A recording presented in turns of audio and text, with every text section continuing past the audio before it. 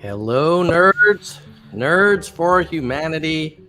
I'm here with Floyd from Canada, who is a big advocate for basic income and land value taxes, which is something that, it's kind of, I put it in the same category as like ranked choice voting. It's like one of those policy kind of innovations that maybe mainstream folks aren't talking as much about right now, but could become very common in the next few years. So welcome to the show, Floyd, and hello, nerds, everybody.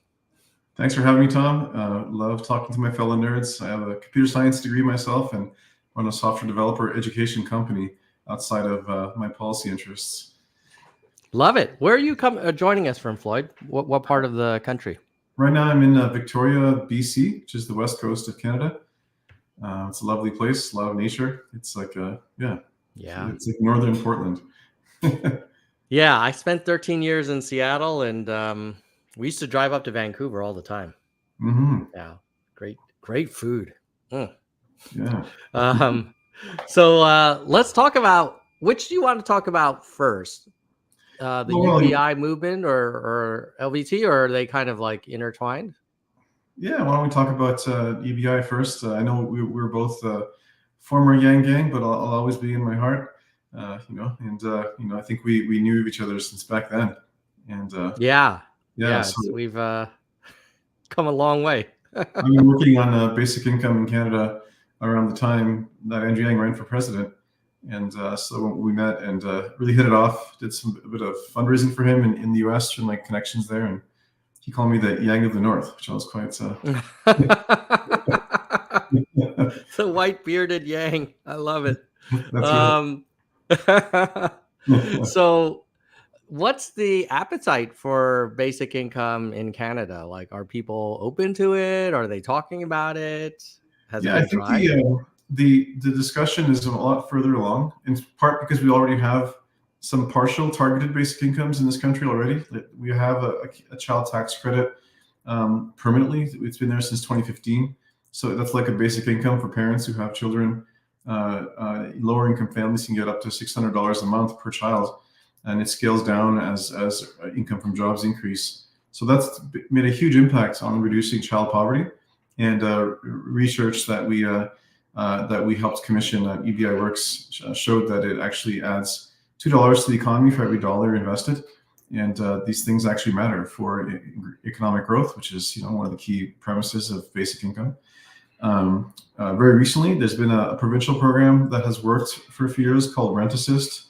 I believe that was in Saskatchewan, and now that's being rolled out throughout the country. Rent Assist is basically cash for people who rent, and at least in the province where it started, it topped out around $700 a month, which is unconditional. Like, they don't ask you what you spend it on; it's just called Rent Assist.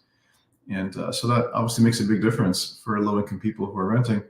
I hope they could extend that to people who are house poor, because that's not much better than renting in some ways. And so if you look at it, there are these like kind of cobbled programs that if you add them all up, maybe very specific groups could get something that adds up to what half of basic income would be. But it's certainly not. It certainly leaves a lot of people out. There's still millions of people in poverty in Canada that would be addressed through a real basic income.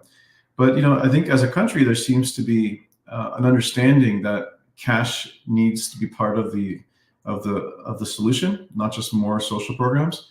And a lot of people just need cash. So I know that there are a number of supporters among all the major parties. The current governing party, the Liberals, in their policy platform convention last year, basic income was voted as one of the top priorities. Now, that doesn't mean that the actual leadership will do anything about it, but it just shows where the sentiments are of the party members. So that's pretty far ahead. And I have a feeling that even if we don't get an actual basic income in the next 5 to 10 years, which of course we're fighting for, that we may have more of these type of piecemeal programs that add up to enough cash support for people who are in the most need. Well, maybe not enough, but at least enough to stave off the most major problems to do with abject poverty. So yeah, we're still working towards this. I do think that we might need to have a deeper crisis before things really change. Once automation hits fast enough, I think basic income will be much more on the agenda for political parties to respond to. And we're already starting to see a lot. Like I'm sure you're watching all the automation news. I'm quite concerned. And we've already had like 40 years of automation that has been shrinking the middle class and creating more income inequality and poorer working conditions for lower income people. So something's got to give. Yeah, I didn't realize that Canada had so many targeted basic income programs. Were those like the one for low income families with kids and renters? Are those national, or are they in specific provinces that they're just trying it out, or is it across the board? Those two are national now. So what often happens is a province will try something, it'll work, and then eventually it goes national. So the rent assist was specific to one province for like at least 5 years, and then it went national as of I think last year, and this year it's still being rolled out. The child credit has been around for a few decades, but it's only in 2015 did they expand the program and make it more progressive. It used to be just a couple $100, and but now it's something substantial. And in the U.S., as you guys know, you temporarily had the child tax credit during COVID. That had a huge impact on reducing child poverty, and it's something we really need to make permanent. So let's talk about how this stuff gets paid for. Was there any discussion in Canada for these programs to be paid for by reducing other programs or increasing tax revenues in other ways? Like how does it get funded? Yeah, somehow for these programs, it's just not really talked about. It's weird. Like, liberal, like left parties will run and win just promoting promoting an idea people want without talking about how to pay for it. And then right-wing parties will run and sometimes win promoting what they're going to cut. How much money they're going to save actually without identifying what they're going to cut. There's a bit of disingenuity on all sides there. And, the program amounts were small enough that they didn't really have to justify it. I think the Canada Child Benefit costs $24 billion a year, which, or it did in 2019, which is just a substantial amount of money. But I think that's not, that's like, I think 8% of the federal budget. So it's, they didn't have to justify that. But again, these are all programs that collectively don't cost that much, 5, 10, 20, maybe 30 billion, which is not that much in terms of like an election cycle that needs to be won. Now, basic income would be like, it's a big enough program. It's a big enough change that such things would have to be sold to an electorate. That is interesting that you've got these programs that clearly affect people's day to day, and they're a fairly like modest portion of the current annual budget. In terms of like bang for your buck, I'm guessing a lot of Canadian citizens are like, hey, this is a great program. It's not, doesn't have to go through 10 layers of bureaucracy, and it doesn't have to be administered very specifically. It's pushing the kind of decision making down to the individual citizens. So that's great and encouraging to see. I know, Floyd, you were also an advocate of land value taxes. Do you want to talk a little bit about what that is and why you think it's interesting? Sure. I'm sure a lot of your followers are very familiar with basic income and the need for UBI. But I think land value tax will start to be a bigger part of the discussion in the next 10, 20 years. So Sam Altman, the founder of OpenAI, wrote an essay saying like, we need to start sharing the gains of AI directly with people. Like that was Andrew Yang's basic premise, right? He said that, we need to find a way to share the gains of technology. But there's another way to say that same sentence that has actually been known since the beginning of economics itself, which is that publicly created wealth should be shared publicly, and privately created wealth is better privatized. And it turns out that in capitalism, there is a category of profit that actually never belongs to the capitalist. It's the value that comes from nature, the value oil and gas, of the oil that's in the ground because no one put it there, versus the extractor who can get a fair return for their work, but not the full amount, is not fair to go to the extractor. And it turns out that increases in land value are directly tied to technological progress, to growth in society. They're tied to almost everything except the individual work of the landlord. No landlord can increase their land value. Land value comes from public infrastructure and the health and strength of the community in that area, or else the land would be worth nothing. So since the founding of economics, since Adam Smith, it was known that we'd be much better off taxing the rental value of land instead of taxing incomes or corporations or other things. And it turns out that land value is the number one cost in most people's wallets every month. It's your rent and your mortgage payments are basically almost all of it's going to land value, because the structure value is not worth as much as the underlying land, especially in urban city centers. And this value increases with societal progress. And as land value gets too expensive, it causes more poverty. That's a literal thesis of Henry George's 1890s book, Progress and Poverty, where one of the founders of economics, one of the founders of America, rather, Thomas Paine, advocated for a UBI in like the 1800s, paid for from a land value tax. So this is an idea that has credence on all sides of the political spectrum. It's a much more efficient and better way to do taxes than taxing incomes, because you're taxing something that you cannot create or destroy. There's only a fixed amount of land, versus if you tax incomes, you might get less productivity or less work. So I think land value tax, and Sam Altman also believes, is the ideal, and even Guy Standing, one of the founding fathers of basic income in modern times, they advocate for paying for UBI partially funded from a land value tax, so that the value of land is itself what is compensating people to ensure basic subsistence, basic living standards are being met, which seems fair and seems just, especially since that historically land was free and living was free. You didn't have to work a job to survive. Hunting was free, access to land and water was free.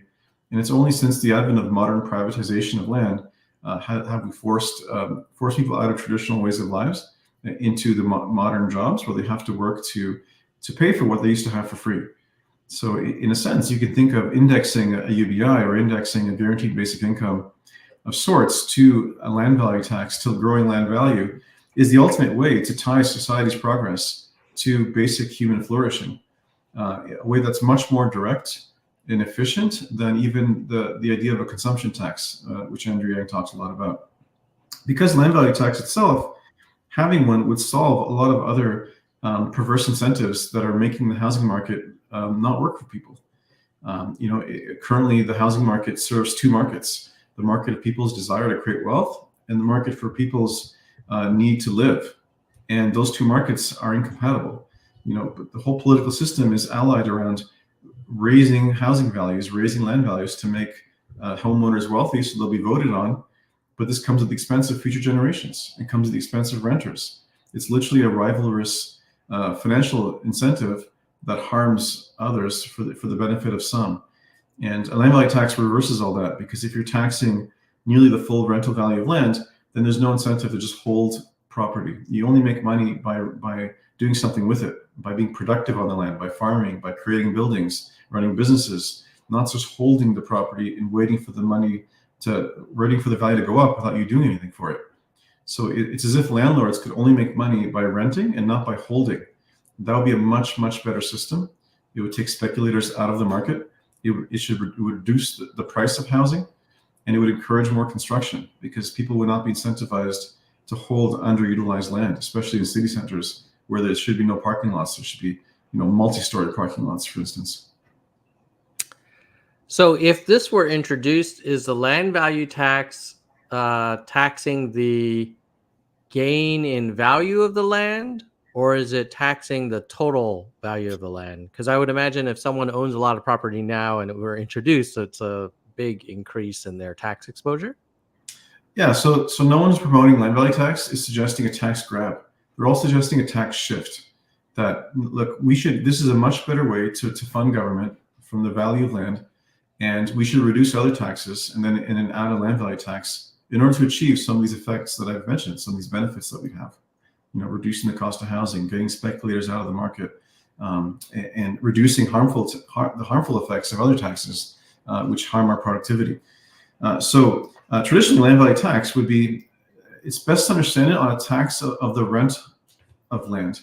So if a tenant paying a landlord some portion of that rent is for the value of the land, that portion would be taxed at the time that the rent is paid. That's the ideal way to structure it. And for homeowners who own their own home, there's obviously an imputed rent. There's a value that they're not paying themselves that's coming to them from appreciation of land. So that rental value would also be due as a form of tax. So it's not a tax on the gain at a sale. That would be a capital gain. It's a monthly or annual tax on the value of the land that has could be as low as like something really small, which is currently already part of the property tax system. Part of property tax is already paying for land, or it could be as high as the full rental value of that particular plot of land, of which if you're in a condo building, you're splitting and sharing that value amongst hundreds of other people, for instance, and making efficient use of land. It's better if it's charged monthly or annually, so that you're encouraging the right behavioral incentives in terms of conservation of land, as opposed to it being a capital gain where you only pay it when you sell. Just like income tax, you don't pay income tax when you die; you pay it every year when you make it. In fact, you pay it monthly as you make it. For most people who have corporate jobs, like that's the best way to have a tax work. So, what would you say, Floyd, if a landowner said, "Hey, I paid a lot of money for this land, so I gave up capital to acquire this land, and now you're saying every month I've got to pay basically a rent on land that I bought. That's not fair." How would you respond to someone who said that? Yeah, I would say, well, it's more fair than income tax. Why should someone pay for you making money after you've made it? And it's certainly unfair if you take into account that this system is making other people poorer. Like we think capitalism is supposed to benefit everyone, right? Like new productivity reduces costs for everyone, but not for land, because you can't make it or destroy it. So the more expensive it gets, the more it's actually costing other people. So I would say that homeowner, well, if you have a job, if you're productive in society and you're making money, you'd be better off overall. If in most cases, you'd be better off if you're a middle-class worker, for instance, by not paying income tax or paying less other taxes, because the cash value you're saving off other taxes may, in most cases, be lower or rather more than what you pay in land tax. So maybe on a cash basis, you're experiencing tax relief overall, even though the equity value of your land would go down because of a land value tax. But you're gaining an equity value from not paying other taxes. Like the value of your job is more, the value of your life is more if you can earn more and pay less than other taxes. So it's really an exchange. And those who would be most impacted are the super wealthy, who own a lot of property and land. Like Bill Gates, he owns 300,000 hectares of farmland. The very typical non-value adding landlord scenario. He would have no incentive to hold that land, because if he's paying, if part of the rent he's getting for his land from his farmers is being taxed, like if most of it's being taxed, he should just sell the land to the farmers, and the farmers themselves can keep the money. That's actually the whole point of this idea. That's why this idea is as old as it predates capitalism, where the feudal landlords were not adding any value. They're just collecting the work of the workers on the land and not adding any value, and just taking away people's productivity. Well, it turns out we're still in that system where much of the increased productive potential of society is still going to landlords. And that's why, despite all the productive gain of society, all the fabulous technology that we have and that we still will have, working class people will always be working hard to try and outrun their rent and mortgage payments, because of the system incentivizes high land values that benefits landowners. So a land value tax system reverses that. It means that this increasing value of land is going directly to help pay for public needs, public services, including and hopefully a guaranteed basic income. What's the appetite for a land value tax in Canada? It sounds like the basic income stuff is moving along. Are people warming up to this as well? Well, currently this is even more remote than basic income. Like it's not really in the conversation. But Mm-hmm. if you take as a principle the idea that publicly created value should be publicly shared, like that's a principle underlying land value tax. The growing land value is a public asset, as opposed to people's work as a private asset. If you take that as a principle, there are some jurisdictions in Canada that are starting to kind of nip at the edges. So, for instance, in BC, there is a vacancy and underutilization tax, which means if you own prime property that's underutilized, you would pay extra property tax for the airspace above your home that should be a building. So that kind of gets at what a land tax would do, because if you're paying rental value of land to its highest and best use, you would be incentivized to sell so that you can build a condo there, if that's actually what the market wants. Make mansions in rural areas. If those should be farms, they'd be incentivized to sell to farms, because that's what the highest and best uses of the land that the market would dictate, and the land rents would reflect it. So we're nipping at the edges with stuff like that. There's a growing body of research that is showing that Singapore, Estonia, Hong Kong, places like this have been using these same principles for a long time. In Singapore, they have a 99-year leases on land and property that when they expire, you have to buy it again. That accomplishes what a land value tax would do. It means that publicly created wealth is being publicly shared, because when that lease expires, the government can now resell at the current land rate the value of that space, which means that the value has been returned to the public. It's just being done in a more long-term fashion than an annualized tax. And Singapore uses land value capture, I believe, and there's some jurisdictions experimenting with partial land value capture to capture in the effects of rezoning. That, for instance, if the government decides tomorrow that your neighborhood can be rezoned for a high rise, suddenly all that land is worth more. But is that fair? Because those property owners didn't do anything to achieve that extra value. That's just a taxpayer's decision to rezone.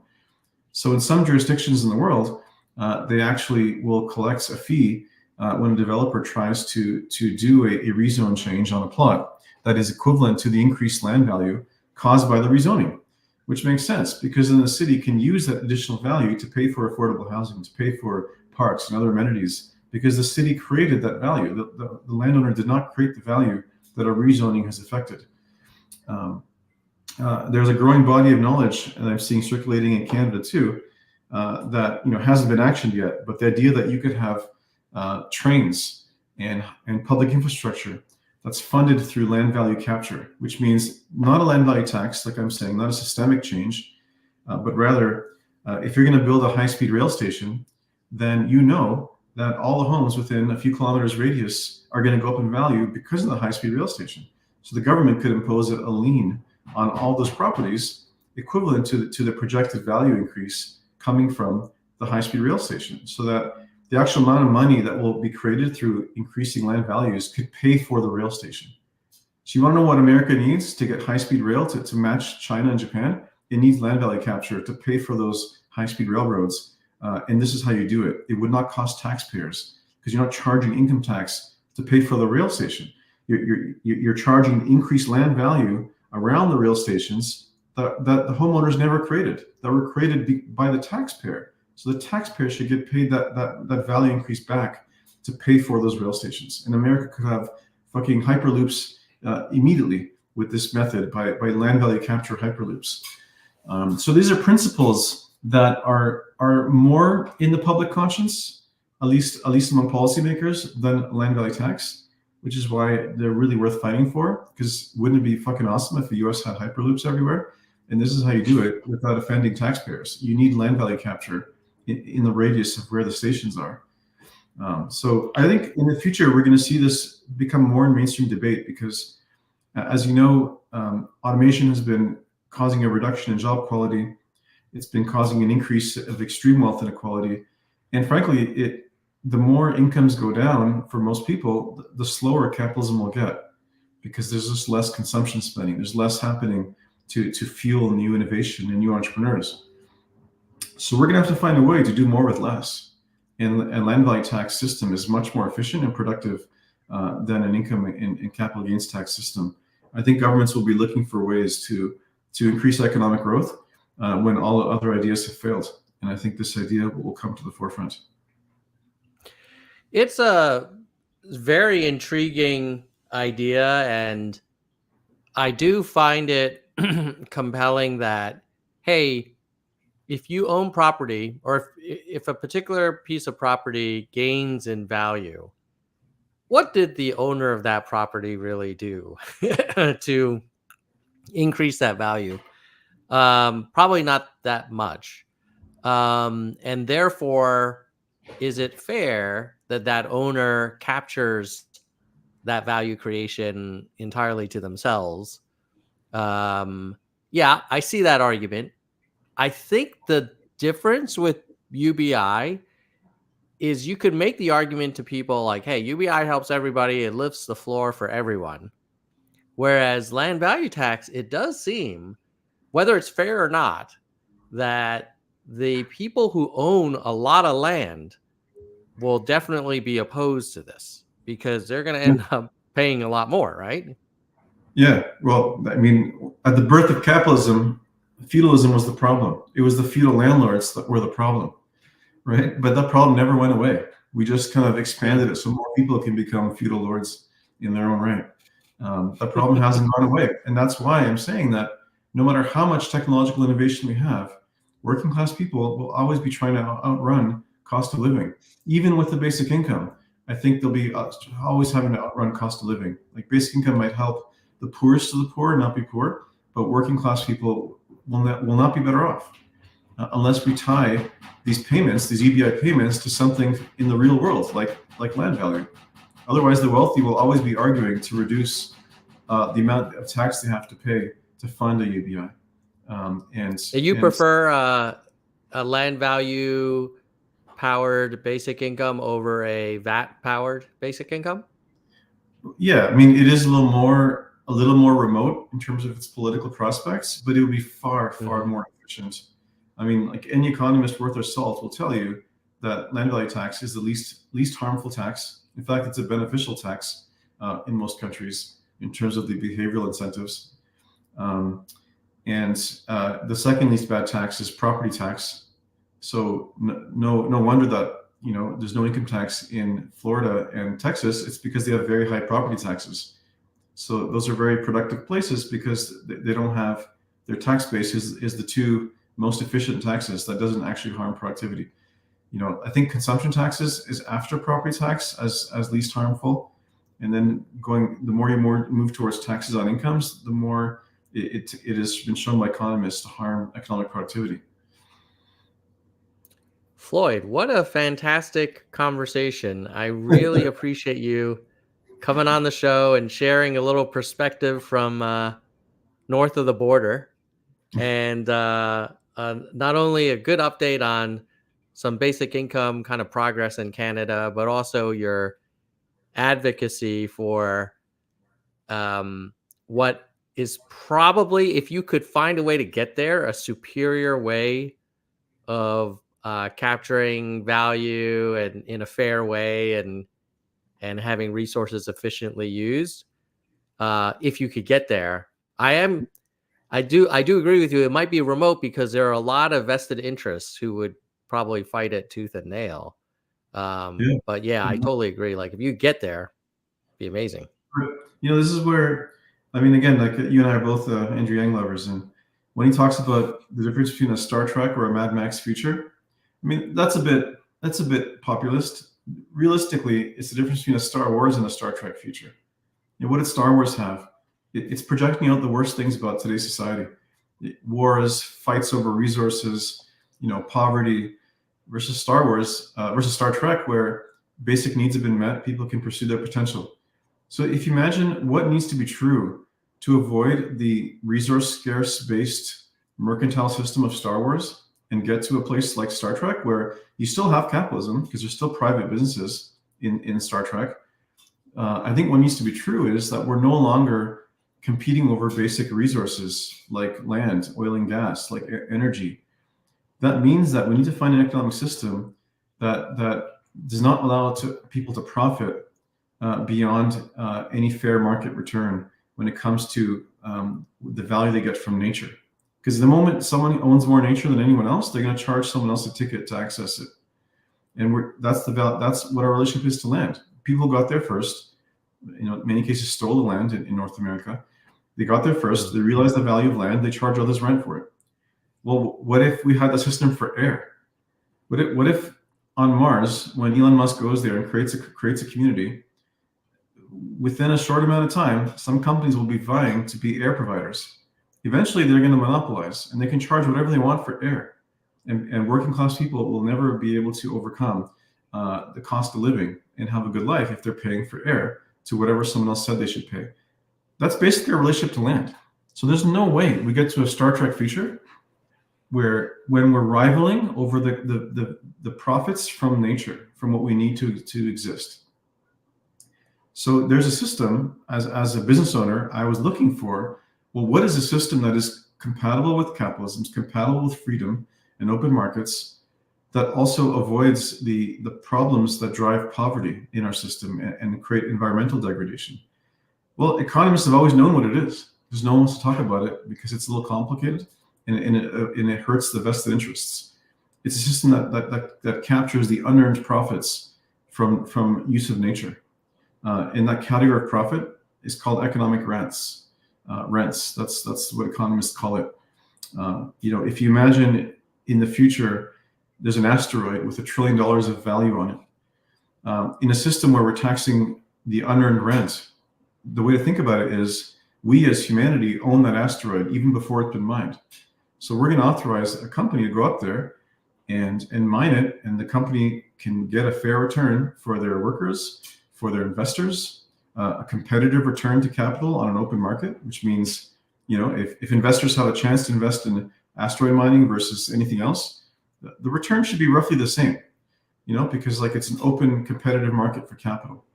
That means that any profit above those two things is actually due to society, not due to the company that mined the asteroid. That means that, maybe 600 million of that $1 trillion would come back to society as society's property, and only 400 million would go to, or 400 billion would go to the private investors and the cost of the business. That's how we get to a Star Trek future. If we apply that model to the air, to the land, to oil and gas, to everything. And we have to own nature together, but let entrepreneurs keep their profits because they worked for those profits. That's what makes capitalism work. But we have to recognize what is public, including Facebook and the big tech giants. Like, data is public. It should be public property. They should pay to use our data and whatnot. You can apply this principle to anywhere where monopolies can form, that there exists unearned profit called economic rent that should be public property. So that's where, I spoke to Andrew Yang about this, and he recognizes this is true. He just thought it's too complicated for a presidential run. And that's why he went with the VAT tax. The VAT tax is easy, and it kind of simulates these ideas without solving the underlying problems. Yeah, we may need another Andrew Yang that's all about land value tax, because it feels like if we can get UBI, that'll be a big step forward, and then maybe the next frontier after that would be LVT. But Floyd, thank you so much for coming on. I know there's some family members that are under the weather, and you might be a little, having a cold as well. So I appreciate you taking the time to come on the Nerd Show and share your perspective. It's been a great conversation, and I can tell in the chat and the number of people even in the live stream right now, it's there's a lot of interest here. So thank you. Thank you. All right, bye-bye. I'll talk to you later, Floyd. Bye, nerds. All right. So I'm going to share some closing thoughts, but you know what we're going to have to do? We got to thank the people who make this channel possible. Those are our channel members. If you're watching this on YouTube, you can support this channel and help us keep going by becoming a member starts at $1.99 a month. Our biggest supporter is Soldier One, a senior vice president. Then we have our vice presidents, Kristen Slevin and Bike. Kristen's been supporting the channel for 50 months. Incredible. Next, we have Hardcore, Gene, David, DK, Jackalego, Mr. History, Mona, Vaughn, Yang, Dean, Galessa, John, Dana, Jason, Daniel, Mickey, Yoda, Jackson, Unkiyu, and Bobby. And then here are our verified nerds, and I will quickly scroll through these. They're in order of how long they've been supporting the channel. And they're awesome too. And if you want to become a verified nerd, it's only $1.99 a month. It goes towards our streaming software costs, our podcast hosting fees, and some like thumbnail editing software. So what are my thoughts on the conversation with Floyd? First of all, like, what an interesting dude. Definitely has thought about this a lot. He absolutely belongs on Nerds for Humanity. Perfect fit. Second, really cool that basic income is starting to get traction in Canada.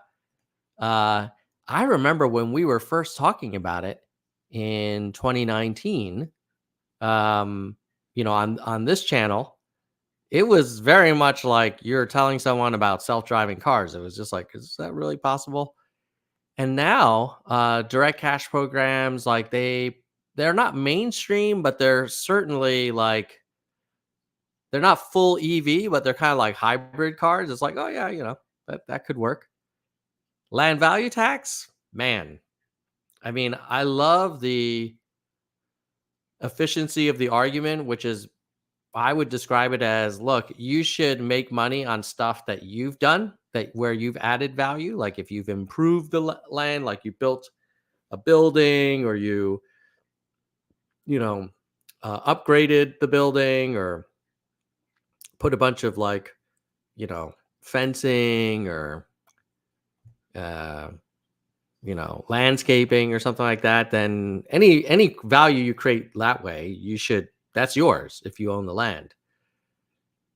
But the actual value of the land underneath it, if it goes up for reason, and you didn't do anything, then you could argue like, well, why should this land owning class get all of that wealth creation? The counterpoint would be like, well, if you just bought the land today, and then next month you get a bill saying, hey, the value of the land has gone up, you might be like, well, then why the hell did I pay, depending on where you are, hundreds of thousands or millions of dollars for this land? So I would imagine in an LVT world, the value of owning land would probably be much less. And so everybody that owns land today would take a big haircut. I suppose there are probably some policy tweaks you could provide to kind of ease it in, transition people to that new world. But let me know what you think. The land value tax. I hadn't thought about it much until this call. So I'm glad that Floyd was interested and reached out and wanted to come on the show. With that, I'm going to say goodbye, nerds. Oh, we forgot the going away music. I always forget that. Gosh darn it. Okay. All right. I don't know what else I need to tell you guys. Let me see if there's any comments I can shout out. Let's see. Mike was saying hello, nerds. JC Cat, please don't hurt me. Mike Sondorp, he's saying that you should all share and like. Yeah, if you can't become a member, you can share and like. Mike saying, hey, I've introduced LVT to the Dutch UBI discussion. They're reading about it now thanks to Floyd and Scott's LVT propaganda. Oh, is Scott the UBI advocate a big LVT guy as well? I didn't know that. Scott Santons. I need to try and get Scott back on the show. Yeah, well, thank you, Mike. All right. So hopefully you guys have a great day. If you couldn't become a member, the next best thing you can do is like this stream wherever you're watching it, share it out, and then comment below. And then if you want a super duper thanks, our audio podcast is wherever you can find podcasts. We don't have a lot of ratings. I'm told that if you get some 5-star ratings, more people discover the content, and then we can, the more action and audience we can get, the bigger guests we can land.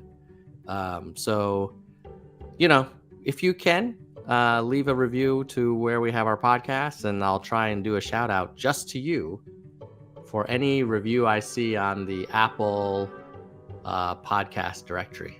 All right, guys. Bye, nerds.